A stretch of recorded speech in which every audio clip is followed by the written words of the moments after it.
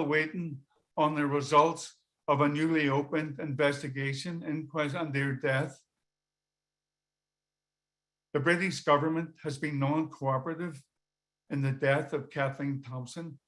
But the point I want to stress here is, and I've talked about this on many occasions in the past, was the politics of the personal.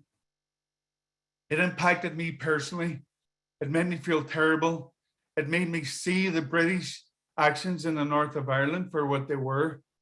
They were designed plainly and simply to oppress us. They put us down, to silence us. So that was 1971.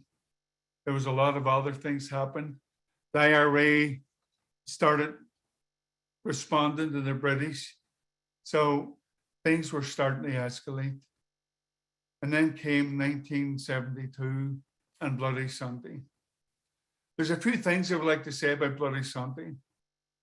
Bloody Sunday was not an accident. It just didn't occur in its own. It wasn't paratroopers just went berserk, or it was very deliberate. And I'm going to talk about that in a minute. So one of the things that came up on Bloody Sunday was the fact that the colonel of the paratroopers actually, and this came out in the Savile inquiry, didn't follow orders that he was given by Brigadier McClellan, the British Army officer that was in charge of Derry. Wilford was a gung-ho, aggressive officer, and he was instructed not to follow the civil rights marchers into Russell Street, and he failed to follow that order. And he and his men went into Russell Street, and that's when the shooting began. But I'm going to come back to that in a minute. Now I would like to talk about my own personal involvement in Bloody Sunday. Before Bloody Sunday, I attended a lot of the civil rights demonstrations. Bloody Sunday was significant because we had another plank added to the civil rights issues that we had, and that was the introduction of internment without trial. My parents didn't know that I had attended the civil rights demonstrations prior to Bloody Sunday. So Bloody Sunday was the first demonstration that I attended with my father and my cousin, where I had the approval of my parents to be there. It was a sunny Sunday afternoon. I'll never forget it. When we walked up to the gathering point in the Craigan, it was chilly, but we were really heartened by the fact that there were so many people that actually showed up for the march. Somebody reckoned there was between 15,000 and 17,000 people who showed up for the demonstration, which is huge. It was huge because the population of Derry was about 80,000, 2/3 of which were Catholic. And so you can imagine that seeing such a large crowd in one spot was just breathtaking for all of us. So we set out and we sat down, we went down southway from the Craigan, down towards the Bogside, and we followed the truck which actually led the march. We were in good form. Everybody was in great form because the weather was pretty good. Everybody was just in good form because they were taking cues of each other. We just thought it would be a normal event. When we got down to the Bogside, to William Street, we were walking down by Stevenson's Bakery. And as we walked by the bakery, I saw a British soldier, a sniper, walking up the roof of the bakery. And I remember saying to my father, that looks like a sniper that's gone up in the roof. I wonder why he's there. And my father said, without thinking, he said, Matt, they couldn't shoot us all today. They wouldn't have enough bullets. There's so many of us here. Little did he know what was coming down the pike for us. Little did he know. So when we got to the bottom of William Street and Russell Street, we realized that the initial intent of the march was to walk towards the Guildhall, and we would assemble at the Guildhall, and the speakers would do their thing there. But the British Army had put up barricades and blocked us from doing that at the bottom of William Street.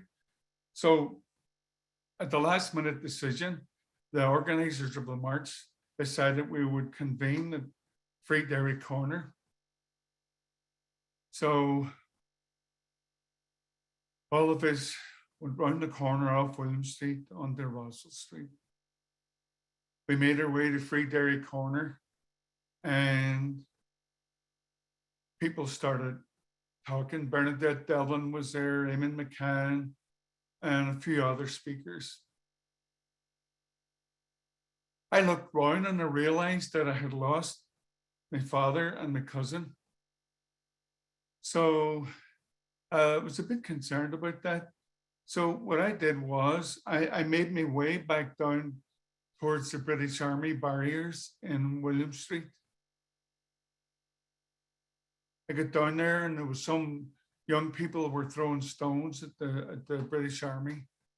That was nothing untoward or nothing out of the ordinary at that period in time, because riots would happen almost on a daily basis, but certainly on a weekly basis in that particular area. So I get down there and I couldn't see my father or my cousin. And the next thing, there was a water cannon came on the scene, and they started spraying us with water with dye in it. And I was wearing a white shirt, and my white shirt turned pink as a consequence of being soaked by the water cannon. And there was CS gas was fired as well. And it was a CS gas started to annoy me because I couldn't breathe, and we were tightly squeezed together. So I decided it was time for me to get out of there and head back to Free Dairy Corner and hopefully run into my father and my cousin. I was walking over waste ground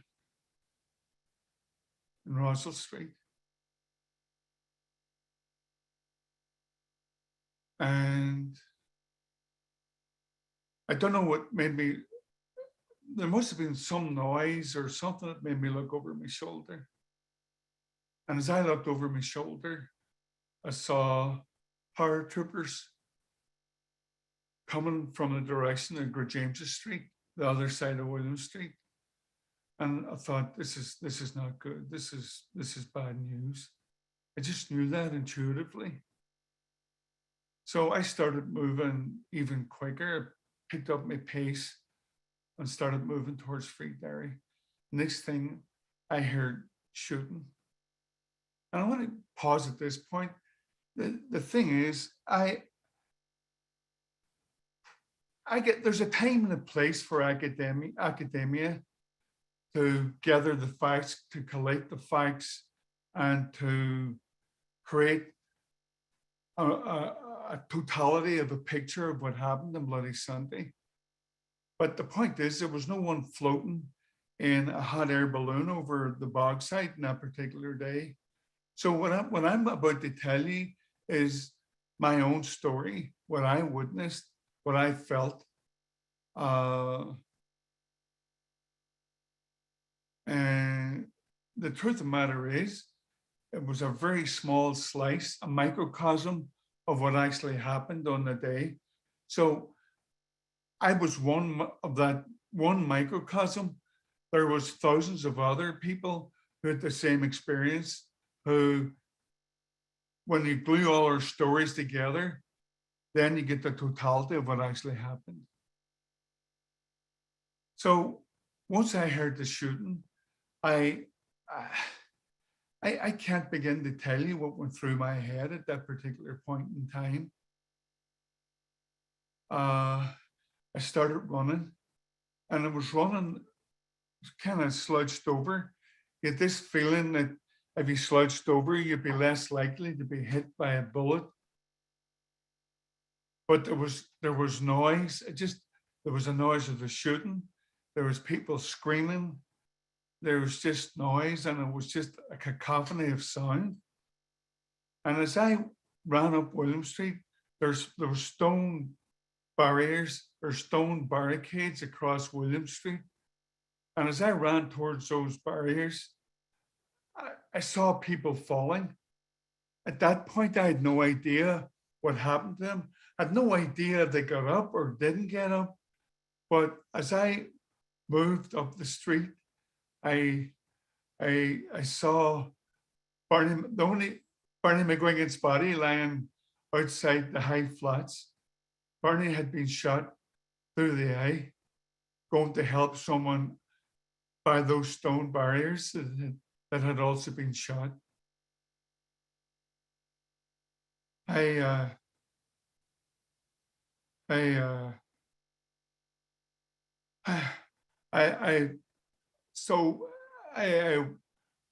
The fight or flight syndrome had kicked in, and obviously it was the flight syndrome with regards to me.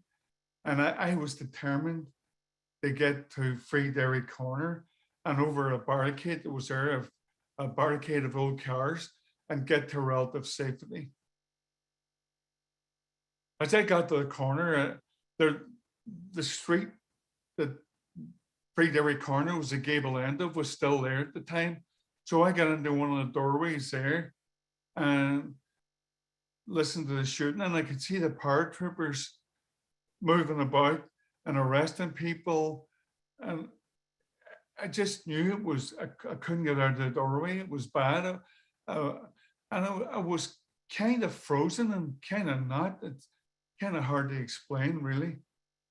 But as I was about to leave to get over, when the shooting eased off, and I was about to get over the barricade, there was a lady ran by me, a lady that I thought was fairly elderly. She was probably in her 40s at the time. But as she was going over the barricade, her foot got caught. And I thought, the hell with this. So I got out of the doorway. I went over sprang over the barricade, and I grabbed her. And I knew I was bringing her over the barricade with me, whether she left her foot behind or not. But I got over the barricade, and she thanked me for helping her over. And I still was at a loss, because I knew with the amount of shooting that there was people shot, there was people probably killed. The shooting to me sounded as if it lasted forever, but it didn't. It was over in a few minutes. So I got round the corner, and actually who I ran into at this point was my father. And I said, "Where's Liam?" And he said, "I've no idea where Liam is." So we were really scared for Liam. But when we left the scene, we thought there was 3 people dead. We just had no concept of what actually had happened. But what I'll never forget was that I was on Roswell Street, and logically, Roswell Street was an area where there was a number of people shot there, but logic would have told me to get off Roswell Street earlier and a side street. But little did I know that the paratroopers followed people off Roswell Street into the side streets of Glenfadda Park, and they shot a bunch of people in Glenfadda Park who were trapped. There was kind of cul-de-sacs in Glenfadda Park, and there was a number of people shot there. So I've spoken to some of my friends who were in Glenfadda Park and who actually witnessed the paratroopers doing their dirty work in Glenfadda Park. A neighbor of mine, Jim Ray, who lived just up the street from me. Jim was shot by a paratrooper. And then when the paratrooper saw that he was still alive, he shot him a second time to finish him off. So at that point, everybody was in shock. Everybody was trying to get the wounded in the ambulances. It was just pandemonium at that stage. So I went back to the Brandywell with my father, and then the news started coming in, 5 dead, 6 dead. And it turned out at the end of the day, there was 13 people dead and 15 people wounded. And one of the wounded died a year later of his wounds, Johnny Johnson, who incidentally was shot by the sniper that I had seen on the roof of Stevenson's Bakery. Derry was in shock. Ireland was in shock. We couldn't believe it. But the British propaganda machine swung into action immediately and started spewing lies that everybody who was in the march, who was unarmed and innocent, that they were carrying nail bombs and all sorts of nonsense, and that people unnamed had shot at British soldiers, and the British soldiers responded by shooting people dead. One of the things that sticks in my mind is there was, of all the people that were shot dead and wounded, there was only one female. And she was shot and because of the fact she was wearing pants, and the soldier that shot her thought he was shooting a male. The British thought that by shooting males in the Bogside on that particular day, that they would somehow or other be shooting IRA people. But they didn't. They murdered innocent civilians. They murdered innocent civilians. And so the bottom line is the paratroopers were sent in to finish the civil rights movement. And they did, they succeeded, because people on that day started to realize that asking nicely for your rights wasn't doing any good. It wasn't yielding any benefits for the Catholic people of the North. The message that came down very clearly to us was, you're not equal to us. You never will be equal. You're not wanted in this neck of the woods. And don't dare think that you're going to get your civil rights or any sort of equality.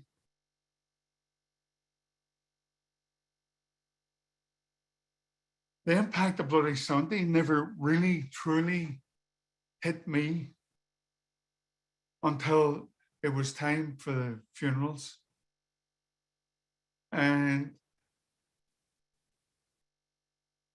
seeing all those coffins lying out in a row in St. Mary's Church in the Craigan just hit me. The enormity of the event hit me. I was there on the day, but I had no idea of the scale of the butchery that occurred on Bloody Sunday.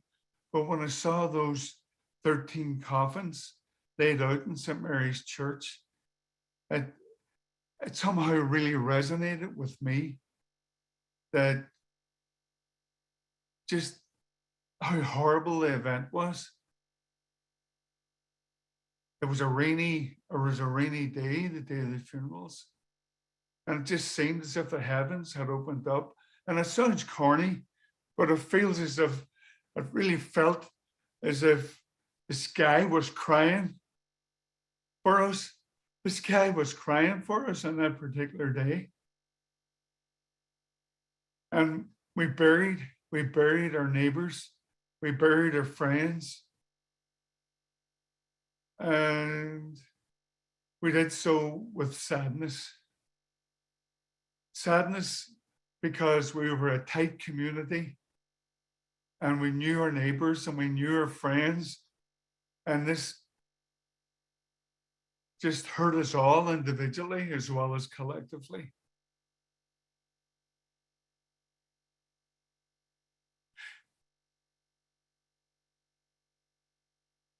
I can't even begin to think of how the relatives of the men that were killed in Bloody Sunday felt at the time and how they were made to feel afterwards, because I know how it made me feel.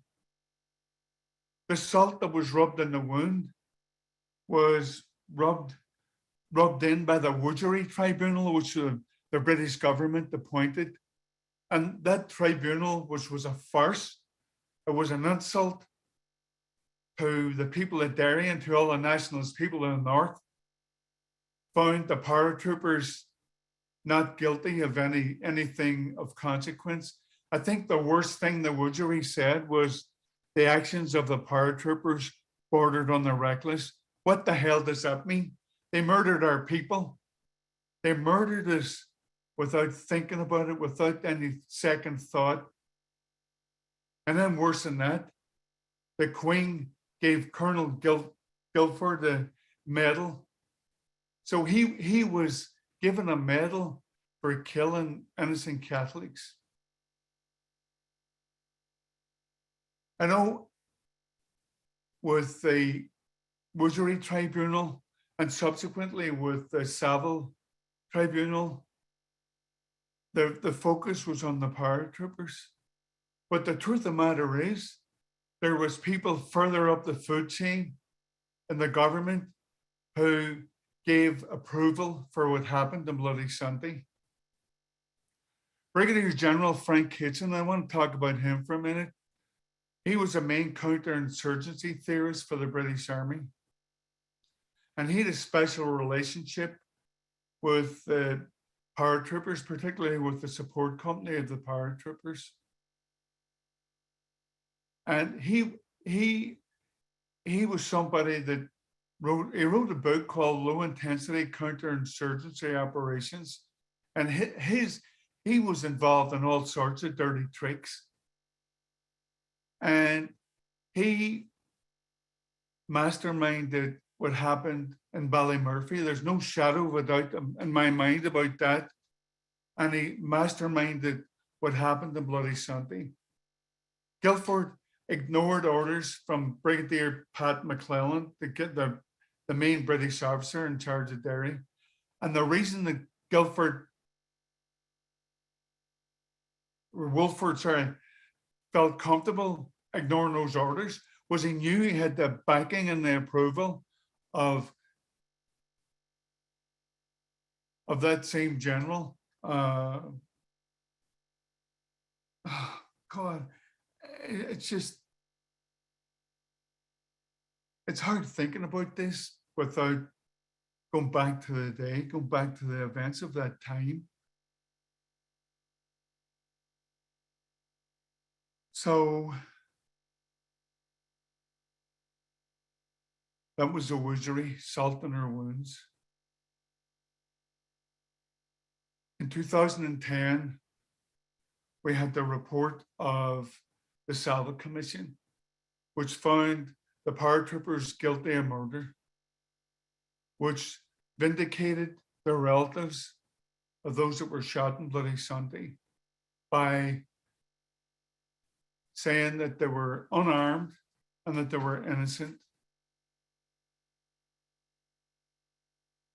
And the British Prime Minister apologized in the House of Parliament, Cameron. The point that the question that's got to be asked is, so is an apology justice?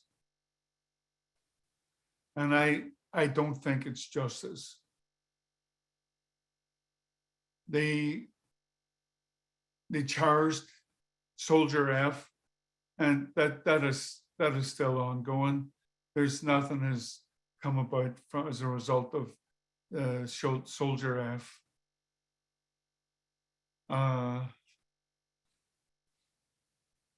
The Ballymurphy people got an apology. The Prime Minister wouldn't do it. He had a member of his cabinet apologize on his behalf. But there's a lot of things, frankly, other than Bloody Sunday that the British government has to ask for. There was many Bloody Sundays in the north of Ireland. Bloody Sundays that were smaller in scale, but still the same thing. People were killed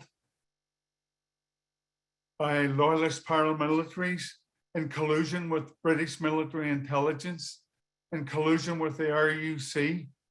They were killed one at a time and two at a time. You had the bombings in Monaghan and Dublin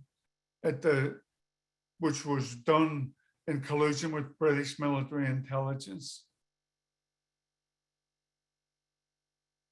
So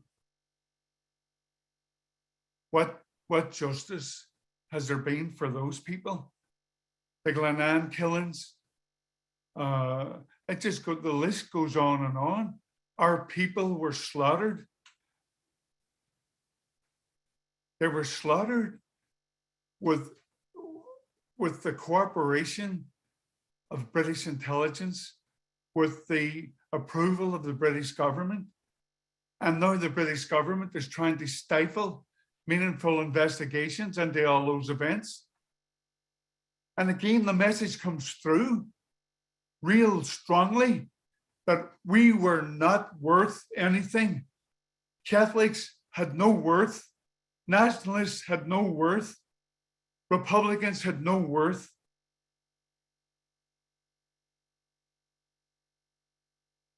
There was a subgroup of people, and I just want to reach out to them and just thank them here in the United States.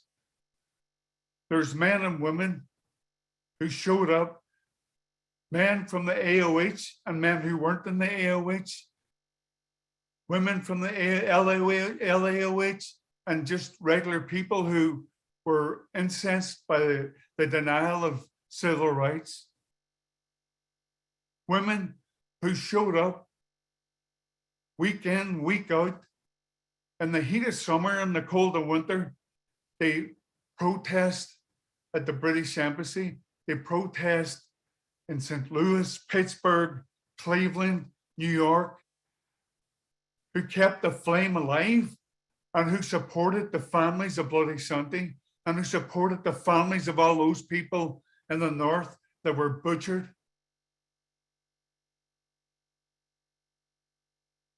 So why are we remembering Bloody Sunday today?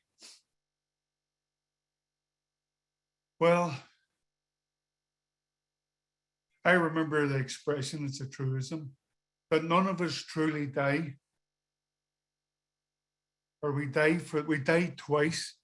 And the second time we die is when the last person utters their name. And the point is, we are keeping the memories of the people of Bloody Sunday alive by talking about the event. We're speaking about Irish history. We're speaking about a history that stretches back over hundreds of years, but it was the same thing over and over, where we were butchered with no sign of remorse from the butchers that killed us.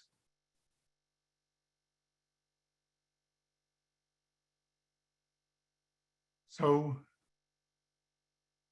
there's still a message of hope, and I'm going to tell you what the message of hope is. We resisted. We didn't accept it quietly. We resisted and we spoke out.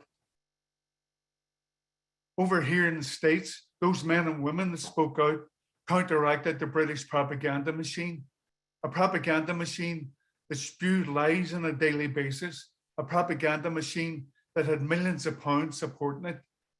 Here in the States, the only thing that we had was our determination, our consistency, and the message that we were getting out there in the face of what the British were saying.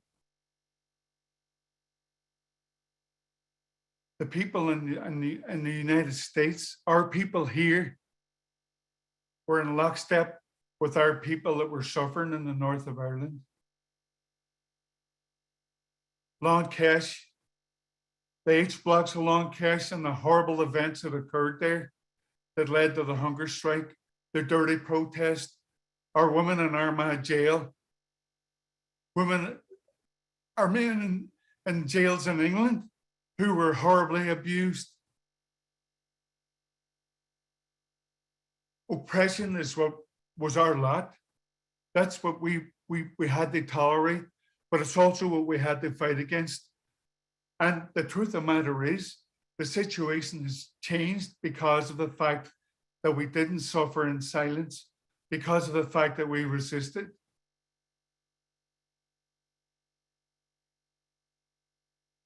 Two generations ago, we were digging ditches.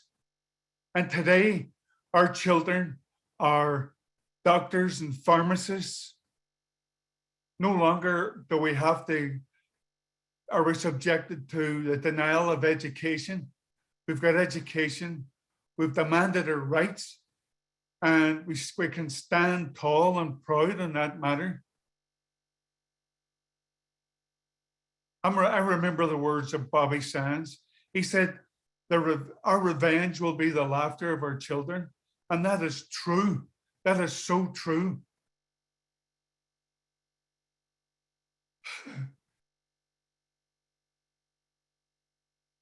So we don't know where we're going if we don't know where we've come from. And I hope that this webinar today gives those, especially those who were kind of shaky on the facts of the situation in the north, I hope it gives you some clue into where we're coming from. And it gives us some idea where we're going. I think that the rise of Sinn Féin is one example of how the situation has changed in the north, how the situation has changed in Ireland. The unionist hegemony in the north of Ireland is about to topple. They're not in the majority anymore. The fact is, we are in a situation where we're getting close to where we can vote them. We can vote away the division, vote away the border, we can break it down. Because the truth of the matter is, and we said this from day one, from Bloody Sunday, we said there never would be peace, or there never would be justice until we did away with the border. So the idea of achieving peace with justice will not occur until that border disappears. How am I for time, Sandy? I think we're okay. We've got a few questions. Are you ready for some questions? Yeah, Okay. I'll gladly answer any questions as well as I can. Okay, let me go back. One of the first questions was, did this horrendous treatment of Catholics reach beyond Belfast? Well, it reached beyond, particularly Donegal. Well, it reached, particularly where? Donegal. Well, you know, the truth of the matter is, the Troubles in general touched Donegal because Donegal was a border county. So, for example, during the Battle of the Bogside in 1869, when people, for fear of their life, took their children across the border for safety, of course, it impacted the people in Donegal there.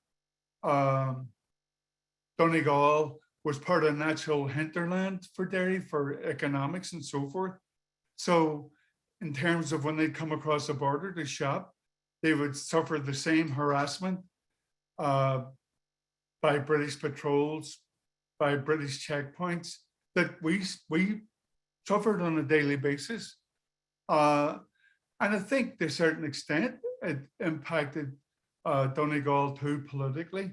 Neil Blaney, who was an independent Fianna Fáil TD, he he got into trouble because he got involved as a result of the situation in the north with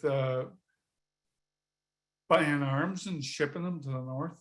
So there was a lot of ramifications for the people of Donegal. But the truth of the matter is, the greatest ramifications of all were for the people of Derry and Belfast and Armagh and Newry and all the nationalist enclaves, Republican enclaves in the north. Okay, thank you. We have another question here. What is the difference between the nationalists and the Republicans? Well, if you look at it this way, if you regard that as a spectrum, nationalism was not a particularly well-developed political ethos.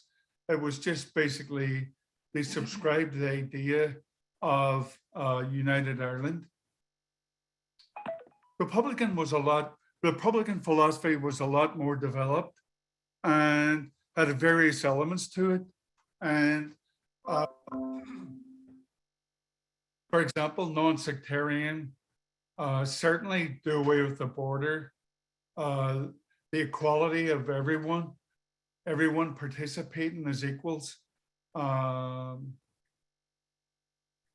removal of the British presence in Ireland, totally, the breakdown of the colonial apparatus, excuse me. So like Sinn Féin would be representative of the Republican philosophy as opposed to the nationalist philosophy. Nationalism would be like a subset of republicanism. Republicanism would be more well developed. Okay, Martin Galvin.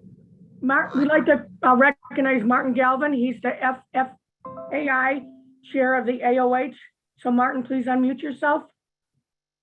Listen, Matt, I really appreciate your presentation. I asked to go on. I have to leave at 12.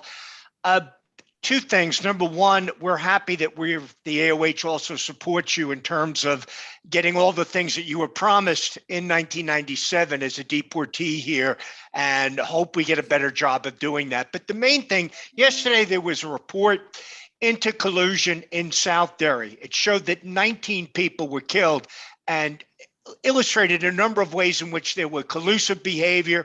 British allowed the arms to go through. They gave agents, they paid agents who committed murders. It didn't interfere. They didn't arrest people. They destroyed evidence, all of that. Do you think the real meaning of that report yesterday is that Bloody Sunday, they used British troops, it was bad politically, so after that in South Derry and Tyrone and elsewhere, they just used loyalist proxies and thought by using collusion they could get away with it politically? That is correct. That's the only change. You're correct, Martin. But that makes the British no less guilty for the way that they handled it, using proxies or doing it themselves. And remember this, the SAS didn't go away. The SAS was still hired killers for the British government. They were still killing people. In fact, let me bring up a case. I had a friend from Lancash, a guy, it wasn't, Shamey Grew was his name. He's from Armagh. And Shamey Grew and a friend of his, Roddy Carroll, his brother, was in Lancash as well, happened to be driving through a British Army checkpoint. And Shamey Grew was shot, I think, 36 times. Now, the British were saying that he tried to drive through the checkpoint. But when the coroner's report came out, all the rounds were fired from a distance of less than 24 inches. And the coroner said the car was stationary. So again, it's that repetitious quality of what would happen. The British would kill people, and then they would spew out a whole slew of lies that cover the murder. So no, I agree with you, Martin. You're absolutely correct. The AOH is going to mark the anniversary weekend of Bloody Sunday. Since we can't go there, as myself and Dolores and so many others had planned, we're going to have a webinar 2 weeks from today, beginning at 11 o'clock, on that report that came out yesterday, British collusion with loyalists in the murder of 16 people. And they'll bring up the same themes as you. And Matt, I want to thank you for this. You can tell how emotional it is so many years later. And I know this was very difficult for you, and you've done a tremendous job. And I commend the LAOH for putting this on and having such a good speaker and a good program. Thank you, Martin. Thank you. At this time, I'd like to introduce myself. My name is Marilyn Madigan, and I'm the chair of the Embracing Our Heritage, and I'm also the national vice president. And I'm proud to say that we have on this call both of the Ancient Order of Hibernian president, Daniel O'Connell, and the LAOH president, Karen Keene, and the FFAI chair, Dolores Desch. So at this time, I'm going to introduce Danny. Unmute yourself, Danny. That always helps. Thank you, Marilyn, and for having us on. And Martin, obviously, and Dolores are the ones that speak for the AOH and the LAOH on this topic, Matt. And it's a wonderful to see you. It's every time I hear you speak about this, it's an emotional thing, not just for you, but everybody, the hundreds of people on this video here today, and taking the time 50 years later and seeing how it, when we hear you speak of it, it's like it happened yesterday. And one of sitting here in America, I mean, I really see Bloody Sunday as the day that the troubles, as we refer to them, ignited. You talked about the Battle of the Bogside. You talked about Ballymurphy, who we work with very closely as well, and now Bloody Sunday. And I think for all our guests on this video, the understanding that this was a peaceful protest. Ballymurphy, the people were just going through life, and the British began the troubles. And a very unfortunate time, but we got to remember the British chose to go to Ballymurphy and shoot those people, and they chose to come to Derry and create this violence. And Matt, just from that, if you could just touch on that briefly, and I'm going to get off right after this. We have a call at noon, but this was an incredible webinar, and I'd recommend to everybody immediately share the YouTube link with all your friends. But go ahead, Matt. Good hearing from you. Thanks. Well, the commonality that existed between Ballymurphy and Bloody Sunday was the 1st Battalion of the Parachute Regiment. That the paratroopers murdered those people in Ballymurphy, and it was almost like a practice run for Bloody Sunday. And I mean, you can go behind the scenes. Talked about Brigadier General Frank Kitson, Colonel Derek Wolford, and that would be equally true.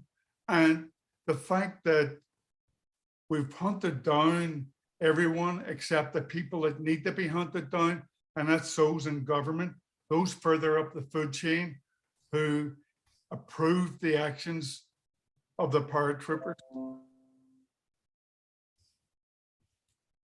You're right, Matt. Thank you.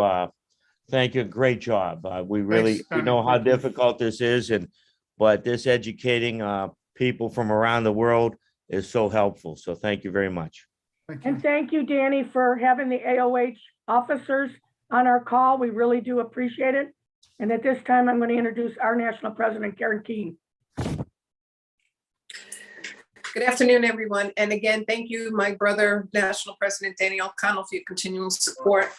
Just to say that we work very well with our brothers on trying to bring a unified Ireland in the way that the Irish people wanted to happen.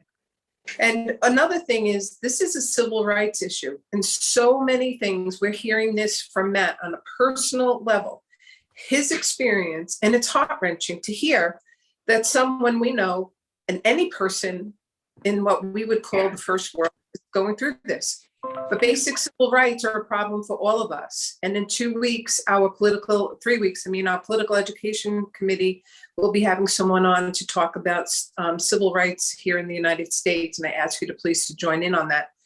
But I do want to thank Matt and just say, it's so hard for me as a woman born and raised in New York, even though it was tough, to have the military of basically another country or an occupied country, country occupying us, I should say, and have them taking out machine guns or sniper rifles and shooting up our citizens, our people, in what was a peaceful protest. And we're not talking about something that happened 200 years ago. We're talking about history. People saw this just happening right in front of them, and you're powerless and you're emotionless because most people don't walk around carrying a sniper rifle to shoot somebody back.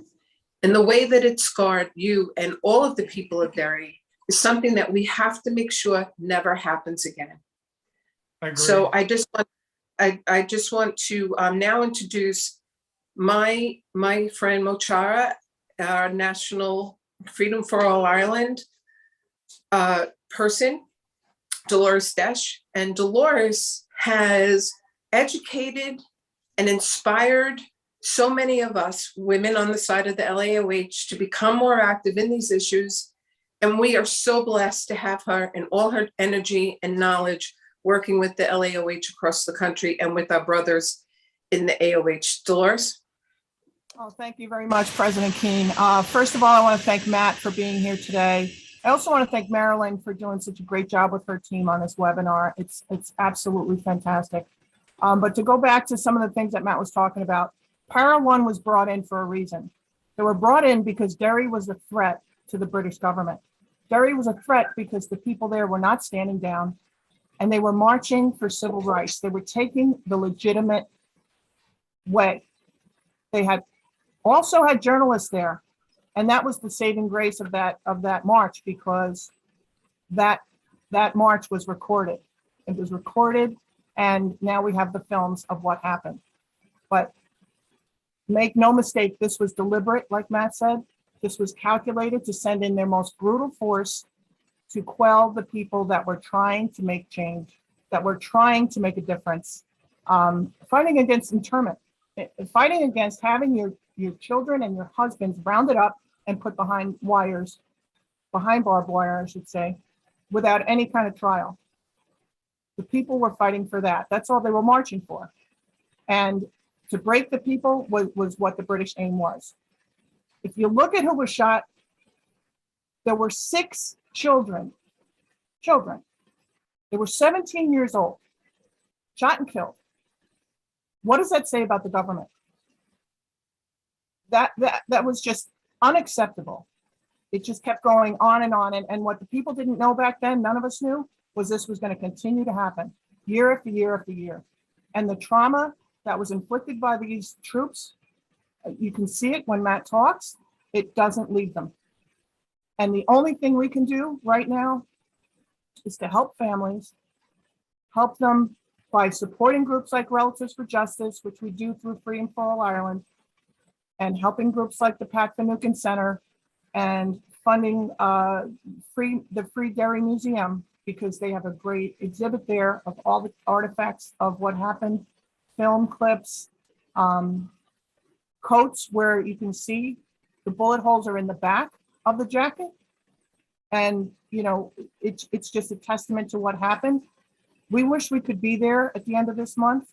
Unfortunately, with the pandemic, we can't. We stand in solidarity with the people of Derry. And, I just want to say that, Matt, Karen talks about inspiring. I was inspired by you when you came to our convention about 6 or 7 years ago. And we said, can you please speak to our committee? Our ladies in our committee want to hear what you have to say. And you told us a story about how the troops would come in down the street with their sledgehammers, break down doors, and how they came into your home and they dragged your granny out of bed and grabbed her by her ankles and pulled her down the stairs. And the trauma inflicted on the families just kept, you were one of hundreds that this happened to, and the children. And that was the legacy of the Army at that time. That's how people viewed the Army. They were terrorists. They would come in and they would destroy everything. And that vision We heard that and we said, Matt, there's only 50 of us in this room. You have to bring this to the rest of our ladies. And he agreed. You relived that again a few hours later. He told our whole delegation, and there was not a dry eye in the room. And these witness reports are so important because people do not understand. That was a pivotal moment for the LAOH Freedom for All Ireland campaign, because we started to see our ladies understand that this was not something that didn't affect the children and the women. This affected the whole community. And the ladies started to get much more involved when they heard from you. So you inspire us with your story. I thank you so much for being here today. Our ladies are 100% engaged in Freedom for All Ireland now. We've continually ramped up our energy in this area. And you know, if we were over there in 2 weeks, we would have had about 15 women from the LAOH at least on that bus. So I thank you so much for being here today. I thank Marilyn for bringing this to us and President Keene for her leadership in getting us to this point. Thank you. Thank you very much.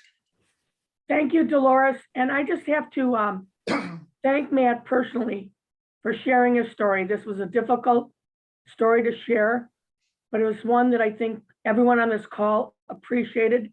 Your commitment to Matt, to us, to share this story that needs to be shared, and everyone needs to tell others about it. This happened 50 years ago, but these families and other families still need justice. And that's why it's important that the AOH and LAOH take a stand with our Freedom for All Ireland. And I am disappointed that I will not be in Derry personally to participate in the march. And when we started this webinar plan, we wanted to remember this tragic day. And Matt, we cannot thank you enough for sharing your personal recollections of this horrendous day in the history of the world. At this time, we still do have a few more questions. So I'm going to turn it back to Sandy for the questions. And please, everyone, visit our website, follow our Freedom for All Ireland, follow our Embracing Our Heritage. And thanks to the Irish government for allowing a program like this to be able to be produced. Thank you. Thank you, Marilyn. We've had several questions asking what happened to Liam and how old, well, first, how old were you and what happened to Liam? Well, I was 16. Actually, I'll tell you an interesting story about Liam. And this speaks to the trauma of the day. I was talking to Liam after the event, and I asked him, what was it that he remembered on the day? He told me that he remembered nothing, which shocked me, but again, that was the trauma of the day. And actually, I got to understand the real meaning of post-traumatic stress syndrome when I was the director of the only freestanding psychiatric emergency room in Eastern Missouri. But I got to understand the measure of PTSD. And obviously his brain as a coping mechanism had eradicated every single memory of Bloody Sunday. Where he was, he couldn't remember it. So that's the trauma of the day. And it makes me wonder how many other people that were there that day had similar experiences. You know, when I used to think about Bloody Sunday, I felt as if it was watching a videotape of somebody else, that I wasn't actually in the picture. I wasn't actually there. And a psychologist friend of mine told me that's a classic example of PTSD. I remember in a separate conversation on a different issue with Jerry Kelly, who's an MLA for Sinn Féin in Belfast. Jerry Kelly made the point to me, he says, Matt, he said, there's nobody, none of us have not been touched by all of the events that we've experienced over the years. And we're all, I think the word he used was, we're all hurting children. But The one thing I want to say also, in case I forget, it's really important that I stress that I was a microcosm. I was one tiny person there on Bloody Sunday, but there's thousands of others who have their memories of Bloody Sunday as well that are equally important. In fact, maybe more important even in my memories. So I just wanted to say that. Thank you, Matt. Another question is, could you tell us more about the types of discrimination that Catholics/Republicans were exposed to? Well, if you, this would be kind of repetitious, but if you look back, we lived in the Brandywell. And I think I made the point, I was speaking at Case Western Reserve University in Cleveland one time, and we knew, we didn't realize that we were poor, even though we were poor, because in a lot of the houses, well, there was two families living in a 2-bedroom house. We had no hot water, no indoor water, outside toilets. When we could find work, it was normally for women who worked in the shirt factories. The men had to go to England or further abroad for work. But there was a kind of normality attached to that, that our parents accepted, that we really were not very inclined to accept. I remember my father going for a job interview one time. And the employer was required by the government to write down the reason why he didn't give the job to this applicant. And my father came home with a pink slip with 2 letters on the application, RC, Roman Catholic. And I'll make another point in that regard. You see advertisements that were posted for jobs. It was legal for the employer to post on the advertisement in the newspaper, no Roman Catholics need apply. So if that reminded me of anything, it reminds me of what it was like in the United States for Blacks in the southern states. That was just accepted as normal. It wasn't normal, but that was the normality that we lived in. I talked about the voting rights. My parents were disenfranchised. My aunt was disenfranchised. And actually, ironically, the Unionist government and Stormont actually disenfranchised some of its own people so that they could disenfranchise more Catholics. That's what it was like. And then we had the Orange Order, who made discrimination work on a daily basis. And then they would have triumphalist parades. So it wasn't enough that they discriminated against us, but they had to publicly show the level of the discrimination. So if you were a Catholic, they regarded you almost like a Satanist. And I don't think that's an exaggeration. They regarded us like Satanists. They regarded us as less than equal. We were second-class citizens. And I don't know if that explains to you what the information that you're looking for. Okay, we just have a couple questions left. Two of them are, 2 people have asked, does NORAID still exist? I don't believe so. If it does, I'm not aware of it. NORAID, and they did a lot of good work with regards to the North, and I'll acknowledge that, but I really don't know. There's a lot of other people who are better placed to answer that. Okay. This one said, thank you for sharing your story. It's very moving. How do you feel Brexit and the current negotiations about the protocol are influencing the current situation in Ireland? And do you believe there will ever be a united Ireland? Well, of course, I believe there's going to be a united Ireland, because at the end of all the suffering that we went through, all the horrendous things that we experienced, we still had to cling to the hope that we would get what we were looking, which would be a unitary state, which a united Ireland, and that we would have equality within that state, where everybody would have equality, even the people that oppressed us from the loyalist community would be welcomed and embraced within that state. Okay, that wraps up our questions. Marilyn, I'm going to give it back to you. Thank you again, Matt. Thank you, Sandy, for asking those important questions.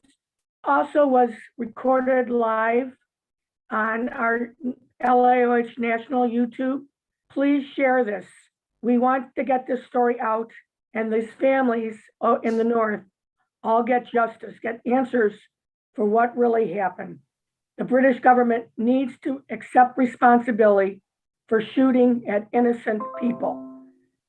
Please check our LAOH national website, follow our Freedom for All Ireland, and follow our Embracing Our Heritage program. And thank you, everyone, for your participation. This concludes our event. Thank you. Thank you. Thank you.